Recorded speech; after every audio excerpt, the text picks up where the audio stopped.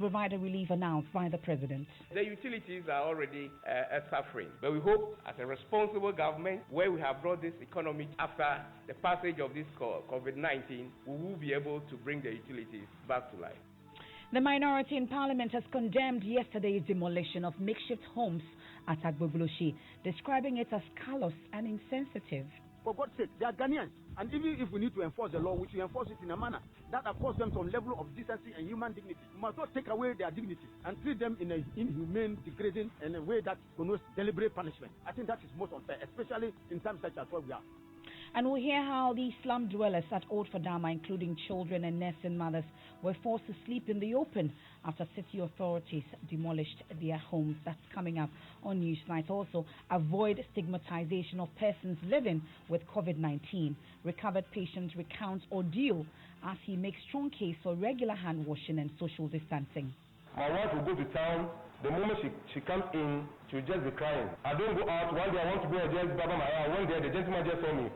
He just said, and all that is it. But the point is that at times I feel bad because I know my status. You don't know your status. That's why I want to get closer to you. Yes. We have details as 83 persons recover, with 17 awaiting final confirmation to be declared COVID-19 free, and denying your 3-year-old son water in a bid to protect him from COVID-19. That's the reality of a doctor awaiting his test results after he and his colleagues treated an asymptomatic COVID-19 patient. That's coming up. And in business, commercial banks could have access to more than 3 billion Ghana cedis following the recent Bank of Ghana measures to improve liquidity on the market. And later in sports, it's a free kick for Kumasi Asante Kotoko. Here the cross was faded, run over, loops the ball into the area, hits the ball, and Kumasi Asante Kotoko has the first.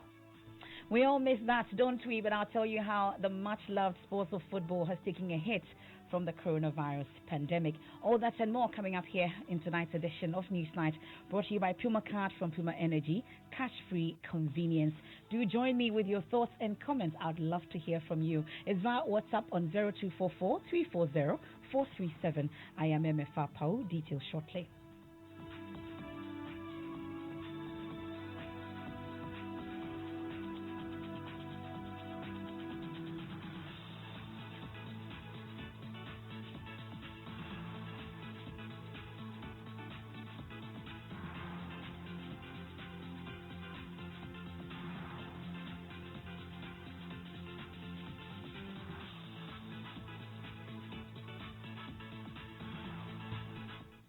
And tonight, the Chamber of Petroleum Consumers, COPEC, is challenging claims by the Energy Minister that the new levy on LPG has been withdrawn. The 13.5 pesos introduced by the NPA from April 1 was meant to support the cylinder recirculation module, which is yet to be implemented. The move resulted in a suit against the NPA. Speaking at the minister's press briefing, John Peter Apawu said the levy has been withdrawn. The LPG. That slight increase in price that you saw in the papers, it has been withdrawn. The policy of the recirculation model, I think, as you are all aware, was something, a very novel thing introduced by this government. We have not started implementation. So that amount of money which you saw was supposed to be used, to level out the prices. But the implementation, there was a bit of error. So it has been withdrawn. And I know the case is in court, but I can assure you that it has been withdrawn. It's going back to Cabinet. Cabinet will relook at it, will examine the bill, and then we'll come back to Ghanaians. That's the Energy Minister, John Peter Apawu, but COPEC says that is not true. Duncan Amoah is Executive Secretary. He will join us shortly on the line, but still at that news conference at the Information Ministry, Energy Minister John Peter Apawu has been speaking on the electricity relief package announced by President Akufo-Addo. He said it will cost the nation some 1 billion Ghana cedis over the next 3 months to provide free power for lifeline consumers, 50% for all other customers. 2 lighting bulbs points, a tabletop fridge, and a fan for a limited number of hours. Any consumer that have these appliances using on daily basis can be considered as a lifeline customer. the COVID-19 presidential relief will positively affect customers differently depending on their customer classification or consumption levels. The ECG Lifeline customer population in Ghana, currently it's about 1 million Ghanaians. By the customer population, we are talking about the number of meters. About 86 to 87% of the Ghanaian population have access to the national grid. So this directive by His Excellency the President means that about 85 to 86% of Ghanaians would enjoy this access.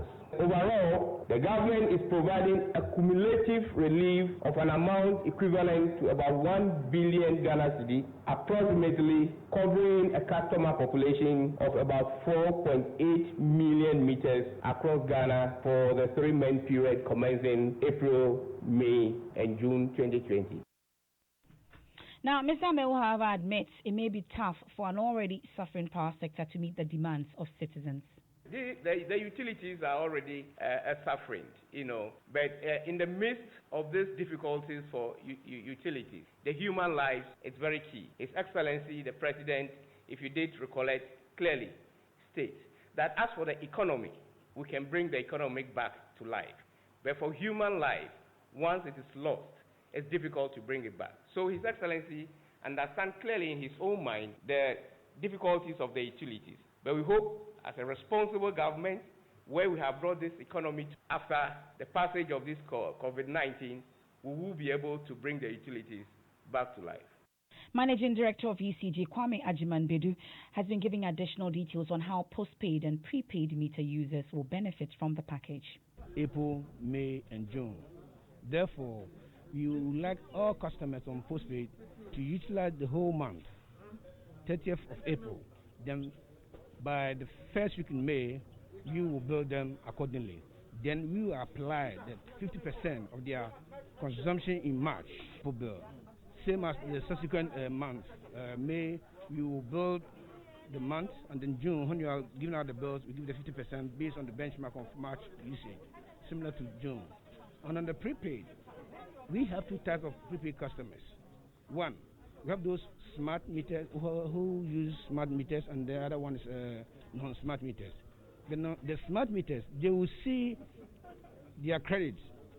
We will do it remotely.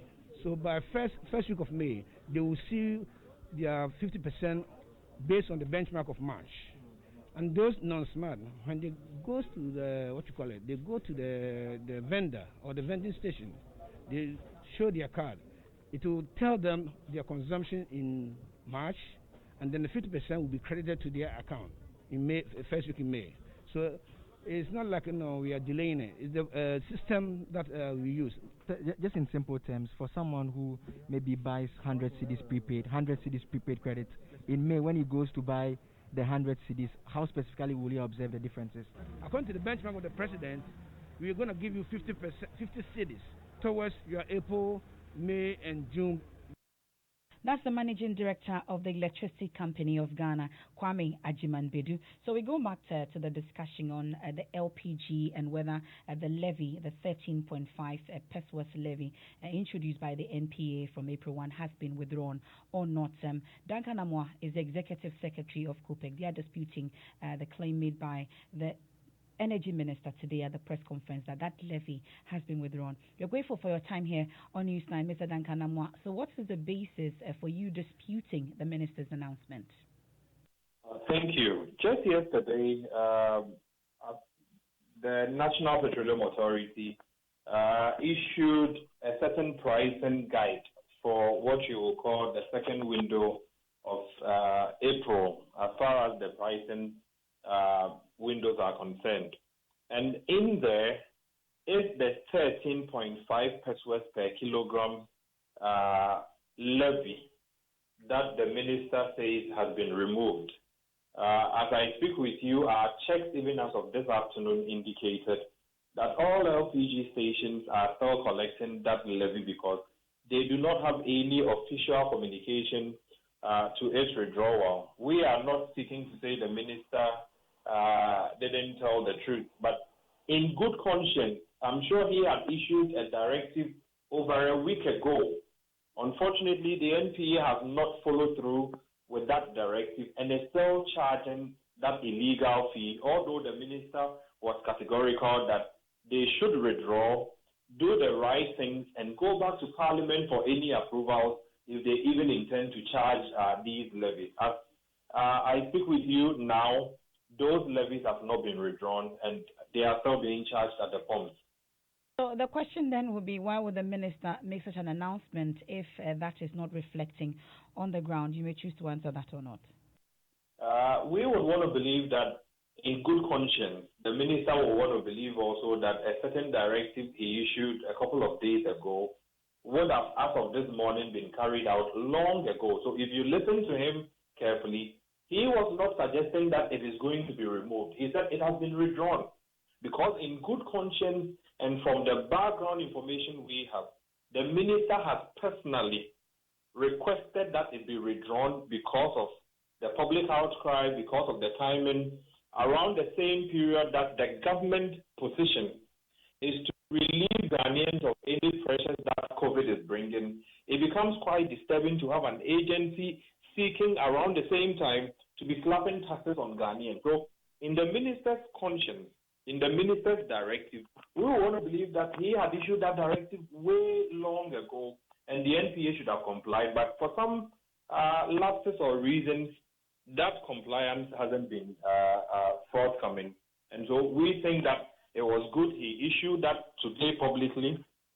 We are waiting that by close of day, if we do not get any formal communication from the NPA telling the LPG companies to stop charging that illegal levy, we'll be in court first thing tomorrow morning to get a restraining order on the NPA to stop charging that levy until the right and proper things are done. Well, but there's a suit already. Would that be different from what you're also going to do tomorrow? The suit will be seeking to get a legal interpretation as to what the position of the law is on whether the NPA on its own can slap any levies or charges or taxes or margins whatsoever on Ghanaians without going through Act 174 as the 1992 Constitution rightfully dictates that if you need to slap taxes, you need to go through Parliament or go through the finance minister who goes to Parliament to give a justification why he needs to collect those monies. And then Parliament would get the chance to also peruse, go through, and give subsequent approval if they deem fit. We would want to test the law to see whether the NPA board today or NPA board tomorrow, a year, 10 years, 100 years, should be able to sit in the comfort of their offices and issue directives without going through what Act 174 says. That is the extent of what we would want the law to be interpreted for.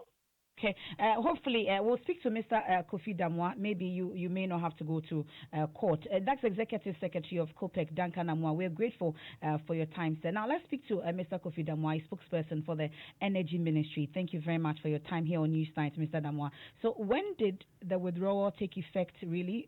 The announcement was made today. Has it already taken effect? Because from what we're hearing, that is not the case on the ground. Thank you very much, Emefa. Good evening to you. Good evening to your listeners as well.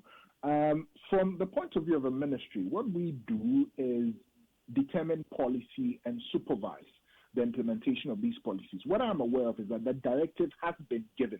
The implementation of the policy lies with NPA, and I'm pretty sure that at this moment, if it hasn't been clearly communicated to the LPG marketers, then I have no reason to doubt that then they're in the process of doing so.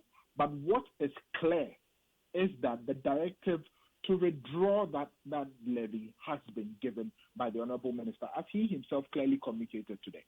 So prior to that directive being given, welcome news at that press conference. We had not communicated to the NPA. As I have said, the directive had been communicated to the NPA, and I'm very sure that within their own internal mechanisms for carrying out these directives, they are working out the modalities. So now that has not been done, I would want to find out, is there any sanction in place or so? Because I ask that because we would think that before the minister makes such an announcement, all the necessary preparatory work and groundwork would have been done before such an announcement would have been made. That's how come I'm asking that. No, I think that there's a little bit of a misunderstanding in that clarity that you're seeking to bring, respectfully. And if you give me the opportunity to clarify, you may, sir. The minister clarified by saying that he has given the directive to NPA. Now, NPA will work out the modalities of ensuring that the directive is carried out. And I'm pretty sure that at this moment, NPA is in that process of carrying out these directives. Does it include refunds, for instance? I am not aware of any thing in that direction, whether or not it includes refunds. Okay, but the 1 billion Ghana cedi relief, that we know that's how much it's going to cost us for us to sponsor that relief. And we know the state of our energy sector and the financial issues there. Where are we getting this money from to sponsor this relief? Thank you very much. Emefa, it's very heartwarming to know that at this point in time, we have a president who has been able to consider the effects of COVID-19 and has given some relief to the people of Ghana. Concerning the issue of cost, we are aware of the effects that COVID-19 is having on the people of Ghana. And so the president, in his wisdom, took that decision to ensure that Ghanaians are getting these reliefs for our own benefits. Therefore, this will in no way have any effect on the current situation of particularly debt within the energy sector. Why? Because it has been ring-fenced and provided for by the Ministry of Finance, who are in charge of financing such operations within this country. But I can give you the highest of assurances that I was personally part of a meeting where the highest of assurances was given to us that the Ministry of Finance has made adequate provision to carry this bill. I'm even aware that the payments will be made promptly, on a monthly basis to ensure that operations and everything within the energy sector, as regards the power sector in particular, is kept at the levels that we expect it to be. Okay, so my question was the source of the 1 billion Ghana cedis. We're thankful that the finance ministry is ensuring that you get the money. Has it hit your account, for instance, and the source particularly of this 1 billion?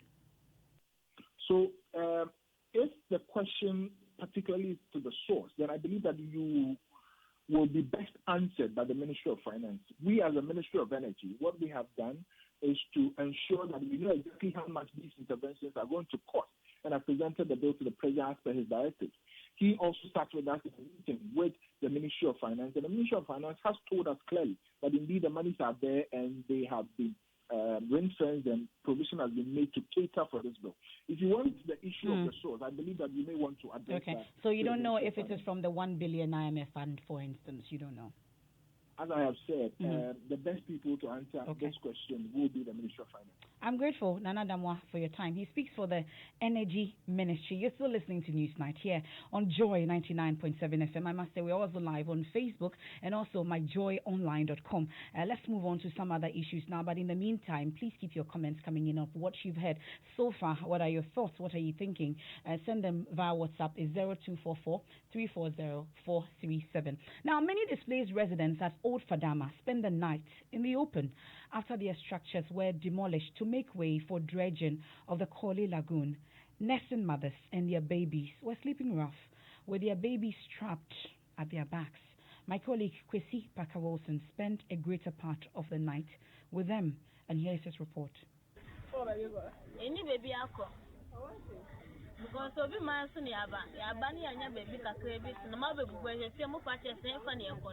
Slum dwellers at Old Fadama, including children and nursing mothers, were forced to sleep in the open after city authorities demolished their structures.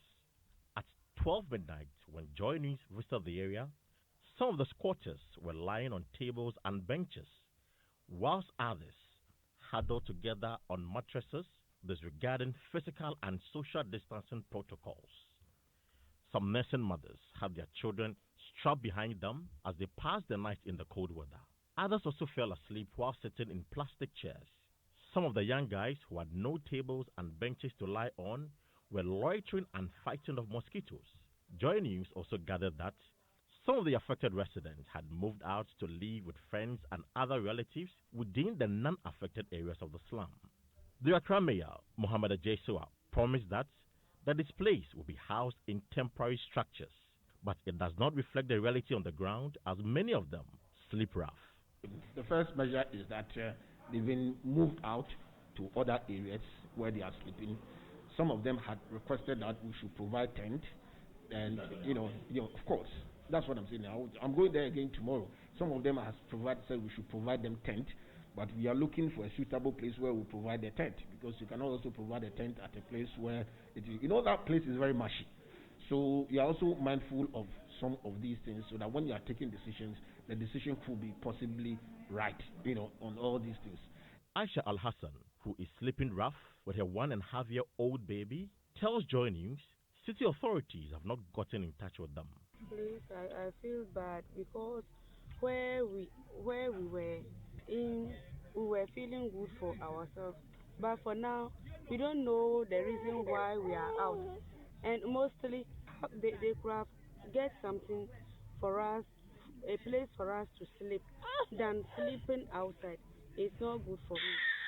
I was told that they were providing you with tents. Has any of the authorities come to you to provide any tents? They didn't. They've not done anything. And they promised us that they will give us, and we didn't receive anything from them. And even we didn't see any of them here. And for now, we are sleeping outside, and mosquitoes are biting us. Where we are going to sleep. Abdul Mohammed has to plead with a friend to accommodate his 2 wives and 2 kids whilst he sleeps on a metal chair. Abdul says he is praying for government to lift the lockdown so that he can relocate his family to his hometown. Right now, see, it's my shirt that I'm using because of the mosquitoes. So we don't feel happy at all. Now, I'm not working. They are not working. So, and this one to come. So now I don't have anything left. So now we are just praying to God. If they open the way, then we'll get chance to our hometown. Until city authorities find a place for displaced residents, the homeless would continue to sleep rough in Old Fadama. For Joy News, I am Kwesi Parker Wilson.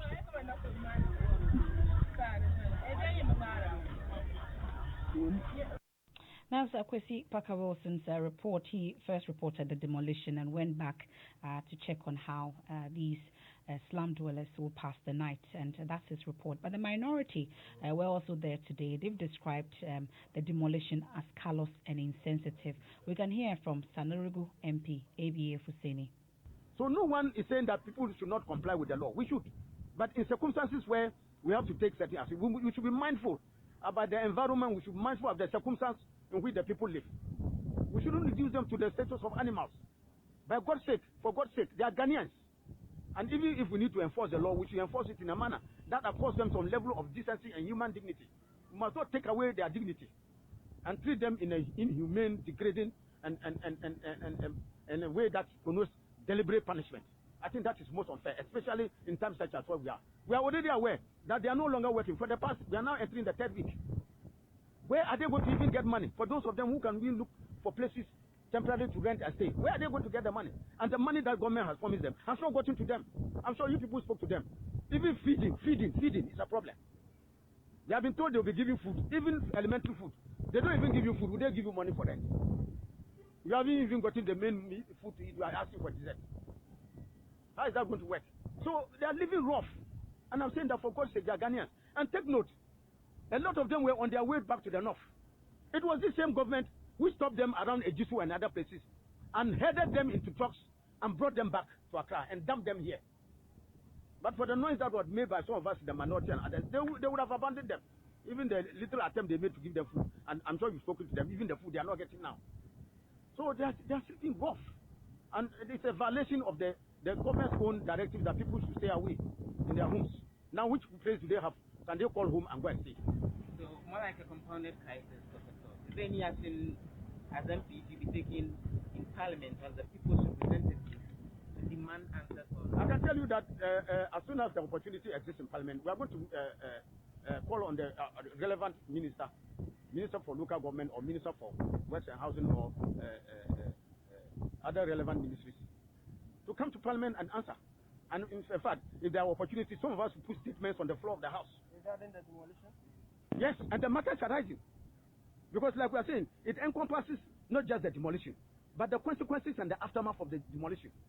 What has happened to the lives of Ghanaians? That's the Sanarugu MP, ABA Fuseni, after he visited the area today.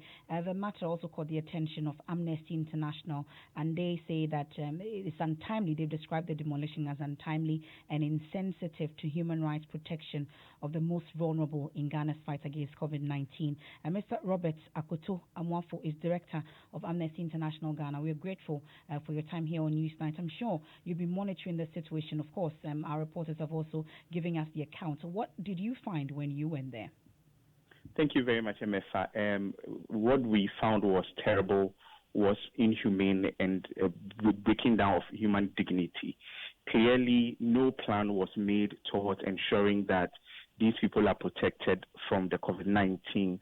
As far as our visit there this afternoon showed, when we went, what we saw were babies lying on mattresses close to the drainage that they were drenching, smoke from the bush that is burning, and young men, about 400 young men sitting all over the place under canopies, having conversations, not going by the social distancing rules or even staying at home rules that has been put in place, which we find very worrying. And we think this action is very insensitive to the current needs of the time and what's expected to be done to protect the people of Ghana. Well, I see in your statement you're making a call to the Sanitation Ministry and, of course, the Accra Metropolitan Assembly. So beyond the statement, have you contacted these agencies, for instance? What kind of explanation have they been giving? Yes, so we've been asked to put together ideas on what we think can be done. One of the ideas we put in place is that the Ghana Trade Fair is an open place, has pavilions and have spaces where these people can be put, and they can be put in the condition that these people can live in. And the people themselves have requested that if government would allow them to go back to their homes, they are happy to go. So these are the places put before and various contacts that have right direct to the Accra Metropolitan Assembly to make these arrangements available as soon as possible, because these people are lying outside. In this evening, some of them are going to lie in the open by the drainage where their buildings were before they were demolished. Of course, but did they say how soon that will be done, that kind of shelter or a makeshift shelter that you've talked about? Did they say how soon that will be done? No, they didn't mention, but we are following up and making sure that they do it as soon as possible. We pray you do. Thank you very much. That's Robert Kutu Amwafo. He's a director for Amnesty International. Of course, my colleague Kwesi Parker-Wilson will still be monitoring the situation and bring you more. Now, many residents of the Northeast and Upper West regions are worried about the volume of dust particles in the air there. Residents describe the situation as a dust storm. Visibility is said to be so poor you can hardly see beyond 100 meters. There are now fears of possible respiratory conditions. Northeast Regional Correspondent Elias Otanko spoke to this resident. By how to the weather be, they will pray to get the rain. By the rain too not fall. So since maybe last 3 days a day, we are seeing the signs like the rain want to fall, but it can't fall. So this morning, when we are waking this morning, we see some like harmattan, but it's not harmattan. And then to the rain too no fall. So we have heat here. How we don't understand it because we don't see it before. And now that's a resident speaking to my colleague Elias Otanko in the Northeast region. We are told the situation is no different in the Upper West region as well. Rafiq Salam earlier told us that the situation is also the same. They are unable to see beyond 100 meters. Visibility is so poor, and they are describing it as a dust storm, and there are fears of possible respiratory conditions. What's the Ghana Meteorological Agency saying about this? What exactly have they monitored? We've been joined on the phone by the acting head of Central Analysis and Forecasting Office at the Ghana Meteorological Agency, Felicity Ahafianyo. We're grateful that she's joined us on the phone. Thank you very much for your time. So what have you, or what did your monitoring come up with? Because we are told that is a situation in the Northeast and Upper West region. They describe it as a dust storm. What do you describe it, and explain to us what we are witnessing? Yes, we describe it as a dust storm that has migrated all the way from Mali through Burkina Faso and over us. And what is it? What should residents do in such a situation? They're raising concerns about respiratory conditions, and also they cannot see. Visibility issues have also come up. Beyond 100 meters, it's very difficult to see. What should residents be doing in such a dust storm or a situation like this? Yes, in such a situation, the only thing they can do is to limit their movement. They should be indoors. And then they should try as much as possible to drink a lot of water, number one. Number two, those that are asthmatic patients, if they can speak to their medical advisors via phone to advise them so that the condition don't worsen. And then also, in terms from the meteo side, we are seeing some little improvement. So definitely by the close of the weekend, there will be improvement in the conditions. As at 1600 today, the dust has settled over some portions, but some areas are still in the thick, dark haze. So for tonight up to tomorrow, yes, visibility will still be poor between 100 and then 4,000. But the main concentration is over the upper regions. Those over the northern region, the Savannah, Tamale, Yendi areas, visibilities are a little bit okay. It's also going to improve a little bit. But then we are having a portion that's going to descend down over the middle sector, especially those over the Brong-Ahafo region, Sunyani, Wenchi, and their surrounding areas. Their visibility is also possible to reduce this night to tomorrow. And then with the moisture that is coming in this evening, it's going to form mist and fog patches over areas over the north. So if it's going to turn into a fog, then early hours of tomorrow is going to be a little bit very poor over those areas. Those over Sunyani areas, yes, will be less than 100 millimeters. So the motorists that may want to use the road at that hour from now to tomorrow before 8 in the morning, they have to do so with caution. And if the need arises, it will be advisable for them to let go of the traveling and then do it tomorrow in the afternoon to the evening time. Okay, thank you so much. And that's our own version of the weather forecast here on Newsnight. You heard that the acting head of Central Analysis and Forecasting Office of the Ghana Meteorological Agency, Felicity Ahafianyo. You're still listening to Newsnight here on Joy 99.7 FM. We'll go for business with George Riafe, but when we return, avoid stigmatization of persons living with COVID-19. Recovered patients recount ordeal as he makes strong case for regular hand washing and social distancing. My wife will go to town. The moment she comes in, she'll just be crying. I don't go out. One day I want to go and just baba my hair. One day the gentleman just saw me. He just said, and all that is it. But the point is that at times I feel bad because I know my status. You don't know your status. That's why I want to get closer to you. Yeah. And we'll hear how a 3-year-old boy is denied water in a bid to protect him from COVID-19. That's the reality of a doctor awaiting his test results after he and his colleagues treated an asymptomatic COVID-19 patient. And later in sports. It's a free kick for Kumasi Asante Kotoko. Here the cross was played, run over, loops the ball into the area, hits the ball, and Kumasi Asante Kotoko has the first. We'll tell you about how the much-loved sports of football has taken a hit from the coronavirus outbreak. I'm sure you were thinking that it was a commentary session. Yeah, because your weekend not watching my Arsenal, not watching my Barcelona, it's been a little bit rough, but it will come back. Don't worry. Soon. What's in All business? shall pass. Yes, right? This too shall pass. Okay. Well, coming up in business, commercial banks could have access to more than 3 billion Ghana cedis following the recent Bank of Ghana measures aimed at improving liquidity on the banking sector due to the coronavirus. And we'll be hearing from the IMF on whether the country could soon return into them for a program. The business news on Newsnight is brought to you by MTN Business.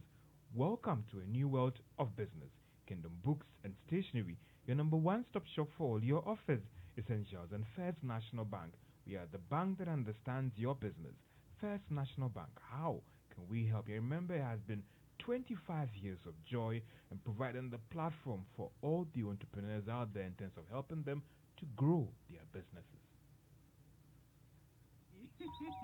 My family loves visiting me.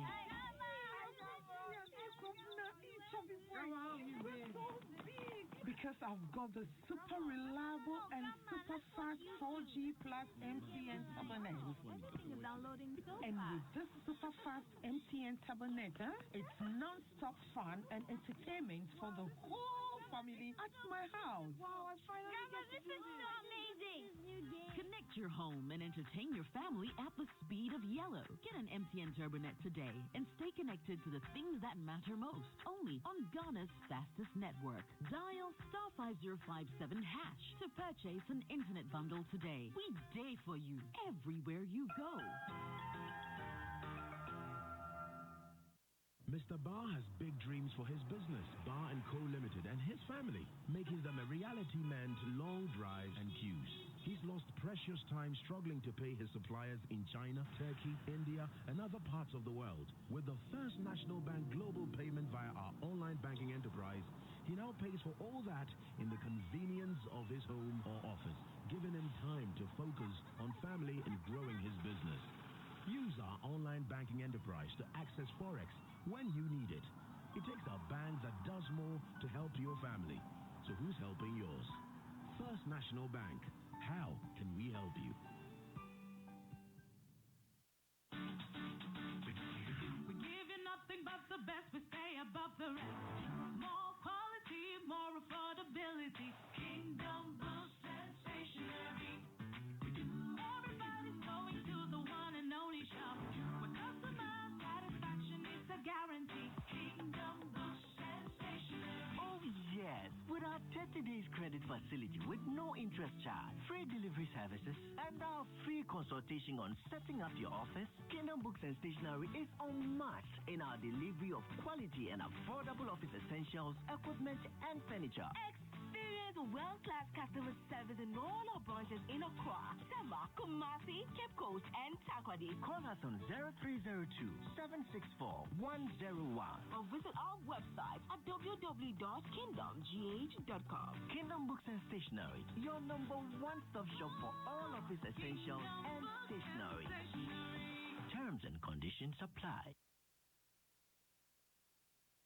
Joy 99.7 FM.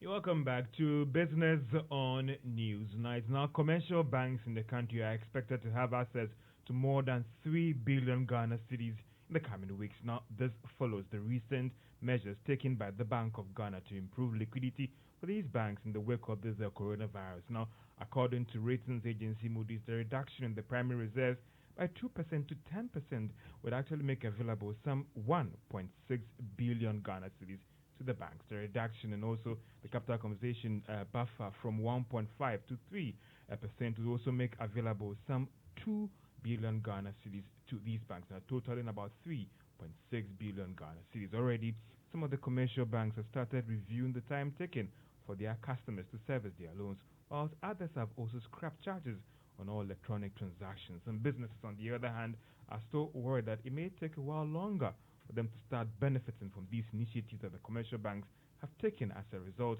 of this improved liquidity by the Bank of Ghana for them. Now, the IMF is insisting the decision to embark on another program solely rests on government. Now, this follows projections by some economists that the country could be forced to embark on another program following projections that it could be going into a recession. Country representative for the IMF, Dr. Albertina Mama, says they now want to focus on the pressing issues rather than talking about another program.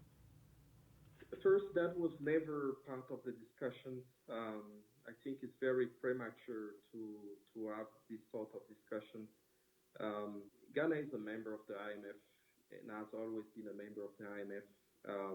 We believe that the policymakers will decide, just like what they did proactively and very pragmatically to approach us as necessary. But that's not the situation where we are in. We still project that Ghana will grow by 1.5% this year, and we have really no reason at this stage to believe that things will change. He's also been talking about the current pressure on the Ghana cedi. What is key is not only to allow the currency to play its role, but at the same time, you also want obviously to smooth out volatility as much as possible, while being mindful of your international reserve. so yes, of course, if you get $1 billion dollars inflow, this additional amount goes into bringing you more buffers, right, to withstand this kind of shock. But I believe that the central bank, is doing what's necessary to balance these two objectives, right, of letting the exchange rate be a shock absorber, but also trying to smooth out volatility as much as possible. So the bottom line is, this is not a fixed exchange rate regime, so we are not expecting the SEDI to be pegged to whatever basket of currency. You expect that in periods like this where you have a lot of volatility, there will be a bit of movement on the currency, of course. Albert Tunamama is the country representative for the IMF, that is Dr. Tunamama. Now, research and public policy think tank, that is CAT International, is pushing for the postponement of the African Continental Free Trade Area Agreement. Now, 44 countries signed the agreement initially in Rwanda in 2018, with almost all the African countries now expected to have signed the pact. Now, this is to encourage free trade in the region by removing all tariffs and duties. It's expected to formally take off from July 1 this year. But CAT International believes the region is not ready because of the coronavirus. Let's hear from Apia Kusi Adumako, is director of CAT International for West Africa. July 1st is the trading date for the under the African Continental Free Trade Agreement, whereby goods and services can move freely across borders. But currently, because of the pandemic, it is not possible for movement of goods and people to happen. If we still want to stick to the date, what it means is that some countries will still find reasons to close their borders to trade. And we are also aware that this pandemic has caused lots of havoc to economies across the world, and with Africa in particular.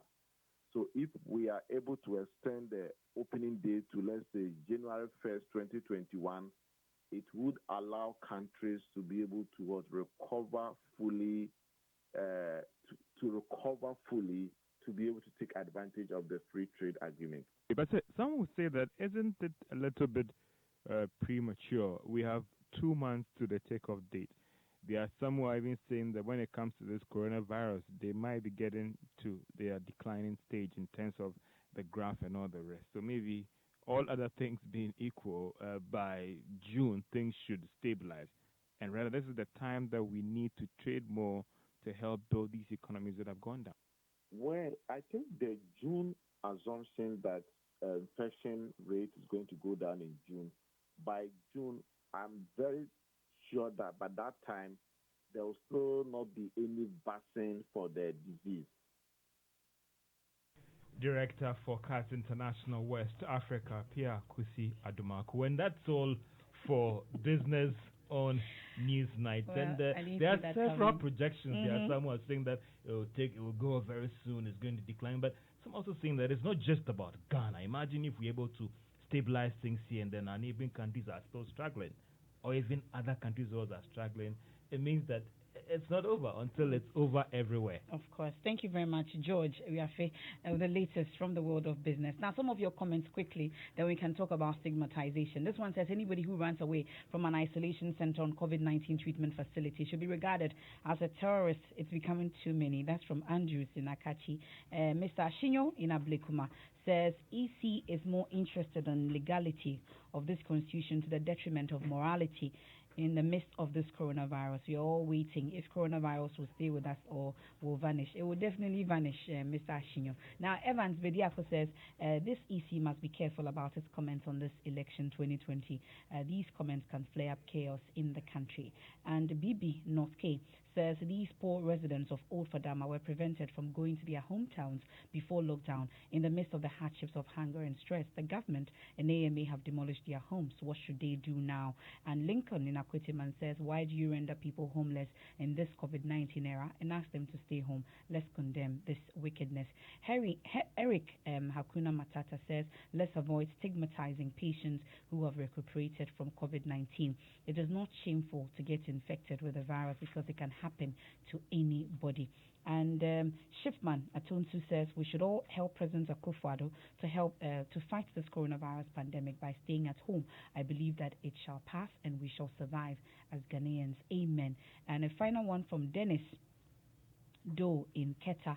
He says, I'm advising those of us who are stigmatizing COVID-19 patients that they should stop because they can be affected anytime. We are all at risk, so they should stop stigmatizing them.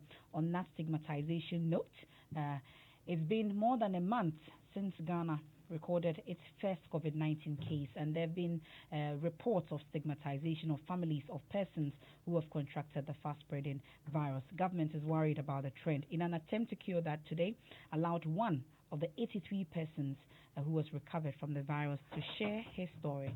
We'll hear from him shortly, but first, joining us is Justice Bedu. Earlier caught up with relatives of people receiving treatment who complained about stigmatization. They started telling the people who ride the motorbikes to go and spread the news. This child has asked me to hide his identity. He says he's been through hell, and even though he looks scared, he wants the world to know his story. Hopefully, that changes something. You don't know that you have gotten some, so you will not be talking about people soon. I'll call him Oko. Oko's father is one of the people who are currently receiving treatment for coronavirus. Since his father was taken to hospital, he himself and others in his home have tested negative. But that has not spared him scorn from people who used to be friendly neighbors. Now, no one comes to our shop to come and buy anything. As a result of that, my father asked my grandmother to close the shop.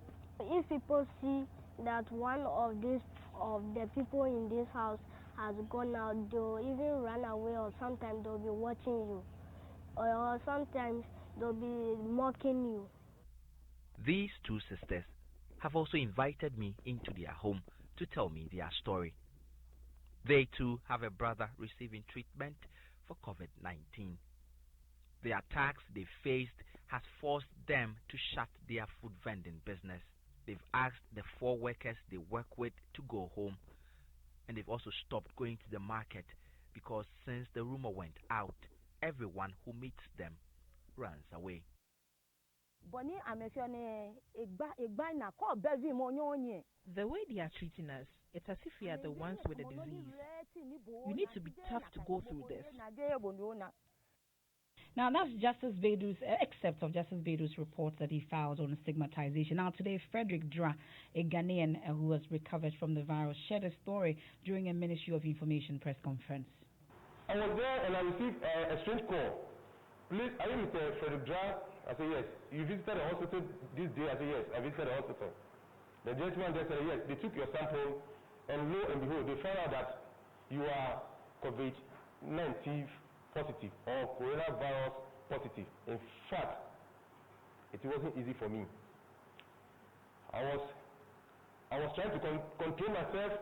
The doctor called me, the one who called me, and encouraged me that I should just disassociate myself from my family.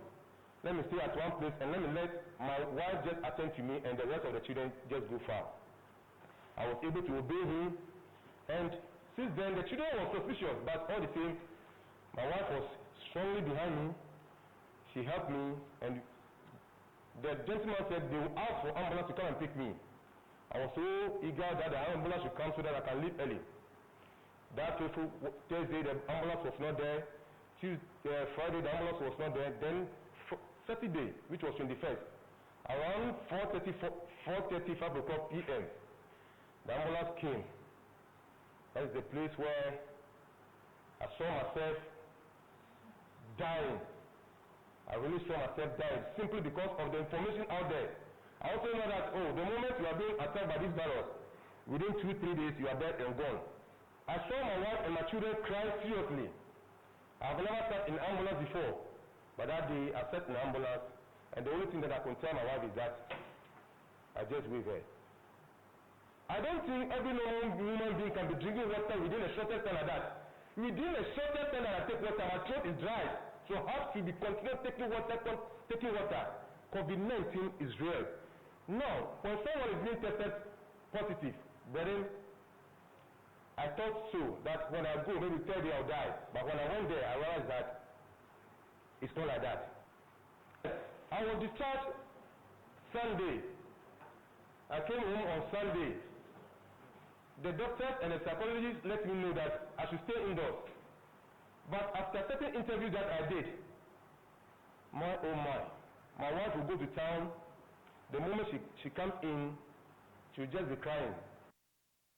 That's Frederick Dra gathered a lot of courage and told a story, and that's why you don't have to stigmatize anybody who is suspected to have the COVID-19 or even may have recovered from the COVID-19. They know their status. What about you? Why stigmatize them? Now, neglected, that's how some doctors who are not working with COVID-19 or from COVID-19 treatment centers describe their situation as some who recently came into contact with a coronavirus patient await their test results.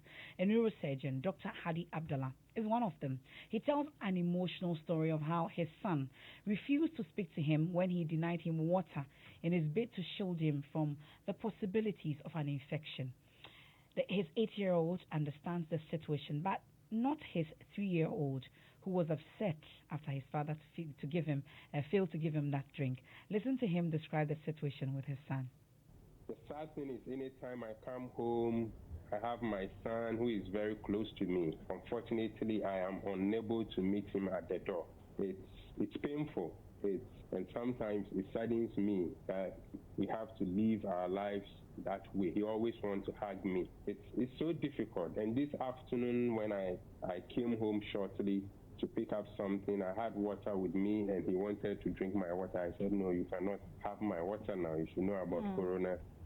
And to talk to me for the whole period that I was at home because Daddy had water and didn't want to give it to him. Basically, how difficult the situation is. Giving up a huge amount of their pay so that the club will sort of survive and all of those things. We are constantly reviewing our financial strength, what we can do, how we can become stronger. That's Benedict Owusu's report. The fans were not left out. They also had this to say. Life has been like a hell, seriously. League, English Premier League. Boring and creativity is being beautifully blended with love and patriotism. Everybody is doing their little, make the world a better place. And here in Ghana, a young entrepreneur, Charles Stando, has also chosen his path, producing local personal protection.